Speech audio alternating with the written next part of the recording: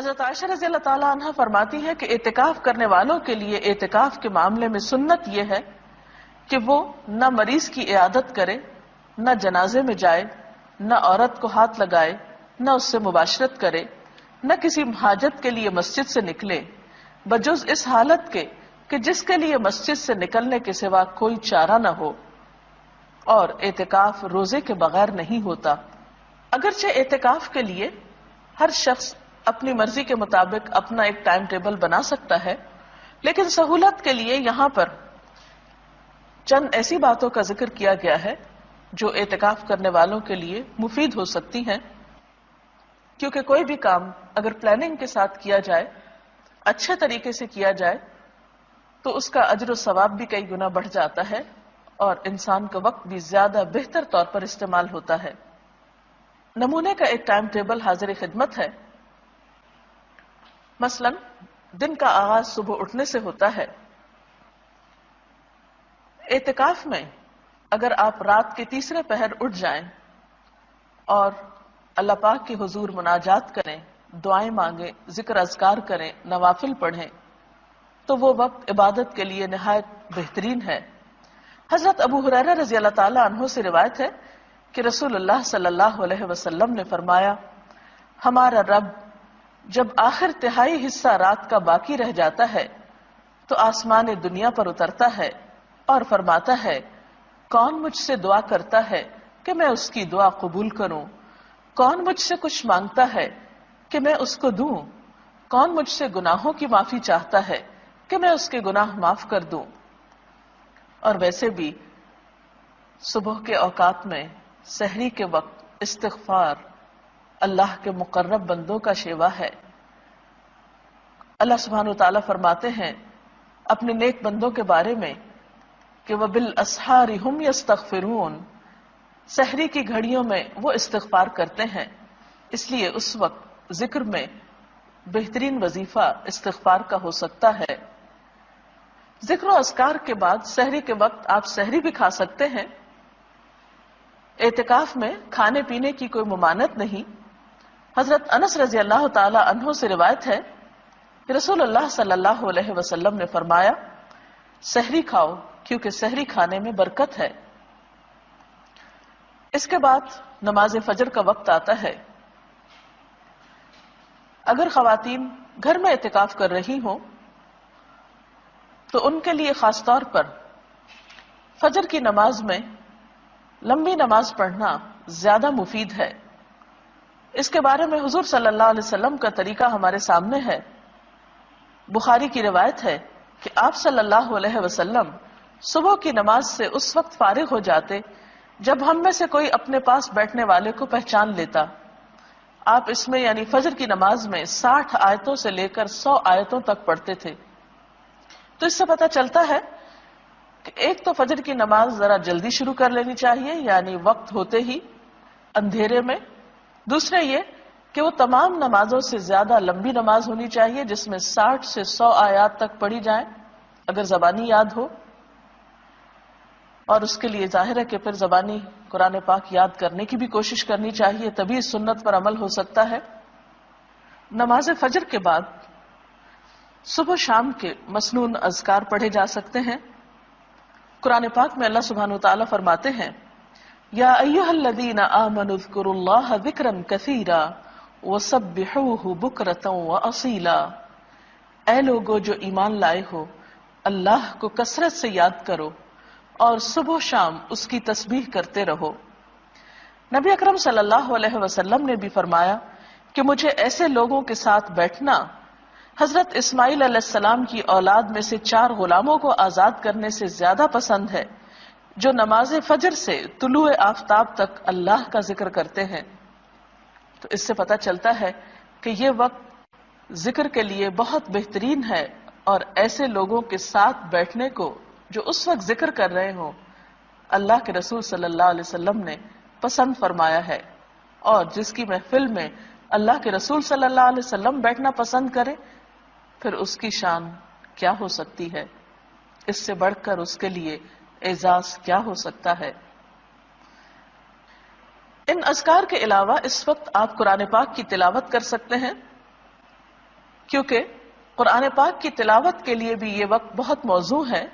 سورۃ بنی اسرائیل میں اللہ تعالیٰ فرماتے ہیں ان قرآن الفجر کان مشہودا، بے شک صبح کا قرآن حاضر کیا جاتا ہے، یعنی اس وقت فرشتے حاضر ہوتے ہیں۔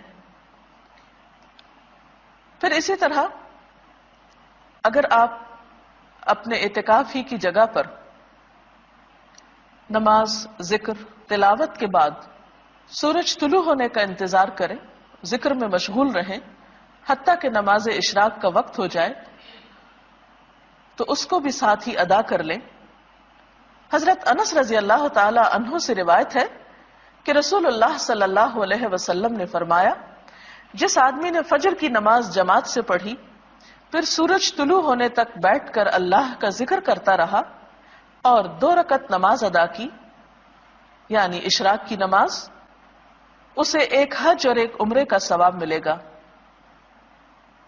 راوی نے کہا کہ رسول اللہ صلی اللہ علیہ وسلم نے فرمایا، پورے ایک حج اور ایک عمرہ کا ثواب، یعنی بہت ہی اجر و ثواب ہے اس وقت کی عبادت کا۔ اشراق کے نوافل کے بعد اگر آپ اپنے اعتکافی کی جگہ پر بیٹھ کر مزید کچھ قرآن پاک وغیرہ پڑھنا چاہیں تو ایسا بھی آپ کر سکتے ہیں، اور پھر مزید نوافل بھی پڑھ سکتے ہیں، کیونکہ حضور صلی اللہ علیہ وسلم نے فرمایا، اللہ تعالیٰ ارشاد فرماتا ہے، اے آدم کے بیٹے، دن کے شروع میں میرے لیے 4 رکعت نماز ادا کر، میں تیرے سارے کاموں کے لیے کافی ہو جاؤں گا۔ اس نماز کو چاشت کی نماز کہا جاتا ہے۔ اگر کچھ سستی یا تھکاوٹ محسوس ہو رہی ہو تو بہتر ہے کچھ دیر اب آپ آرام کر لیں۔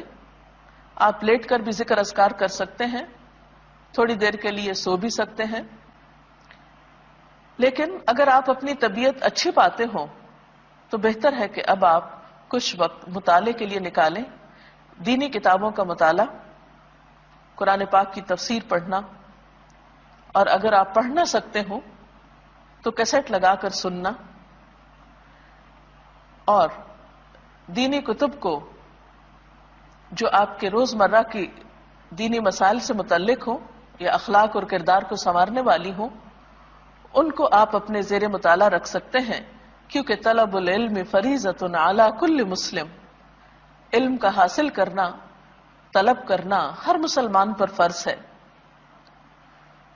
اور ویسے بھی علم کے سیکھنے اور سکھانے والے اللہ تعالیٰ کے محبوب بندے ہیں۔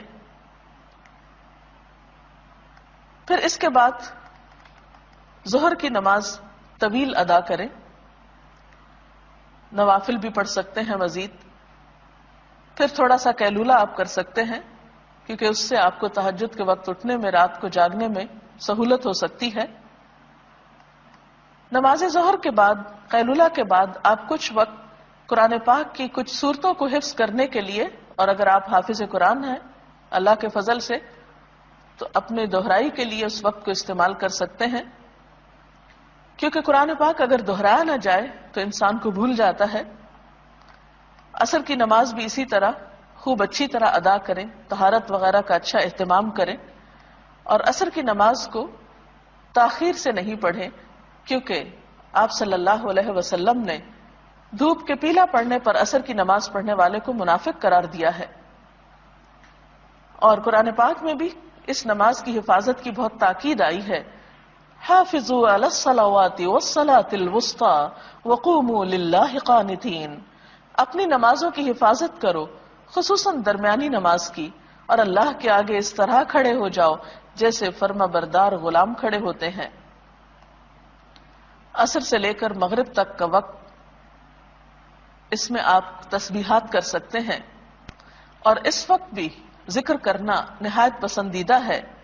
آپ نے فرمایا، مجھے ایسے لوگوں کے ساتھ بیٹھنا 4 غلام آزاد کرنے سے زیادہ پسند ہے جو نماز عصر سے غروب آفتاب تک اللہ کا ذکر کرے۔ اس وقت بھی آپ صبح شام کی دعائیں پڑھ سکتے ہیں۔ اس کے علاوہ کچھ اور تسبیحات، مثلا سبحان اللہ و بحمدہ سبحان اللہ العظیم، استغفر اللہ ربی من کل ذنب و اتوب الیہ، اللہم صل وسلم علی نبینا محمد، لا حول ولا قوة الا باللہ العلی العظیم، لا الہ الا انت سبحانک انی کنت من الظالمین، یا حی یا قیوم برحمتک استغیث، یہ ذکر کے کچھ مخصوص کلمات ہیں. اپنی سہولت کے مطابق آپ جس جس کی چاہیں جتنی مرتبہ چاہیں تسبیح کر سکتے ہیں.